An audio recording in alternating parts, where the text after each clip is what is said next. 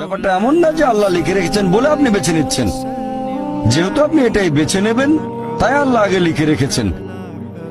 এখানে পছন্দ আপনার, তবে আল্লাহ আপনার পছন্দ জানেন। যেমন ধরেন একটা রাস্তার মোড়ে আসলেন, সামনে 5টা রাস্তা, রোড নাম্বার 1, 2, 3, 4, 5। এখানে পছন্দ আপনার, বেছে নিতে পারেন রোড নাম্বার 1, 2, 3, 4, 5। আপনি গেলেন রোড 2 এ। এটা আগে থেকেই লেখা আছে আপনার নিয়তিতে যে আপনি যাবেন 2 নম্বর রোডে। ব্যাপারটা এমন না যে আল্লাহ লিখেছেন বলে আপনি করছেন। যেহেতু আপনি এটাই বেছে নেবেন, তাই আল্লাহ আগে লিখে রেখেছেন। তাহলে পছন্দ আপনার। আপনি চাইলে টাকা উপার্জন করতে পারেন ভালো কাজের মাধ্যমে, হালাল উপায়ে, অথবা পারেন চুরি করে হারাম উপায়ে। পছন্দ আপনার। ধরেন চুরি করলেন, এটা আপনার সিদ্ধান্ত। তবে আল্লাহ আগে থেকে জানেন যে এই লোকটা সহজে টাকা পেতে চায়, তাই চুরি করবে। তাই আল্লাহ আগে লিখে রেখেছেন যে এই লোকটা 25 বছর বয়সে চুরি করবে।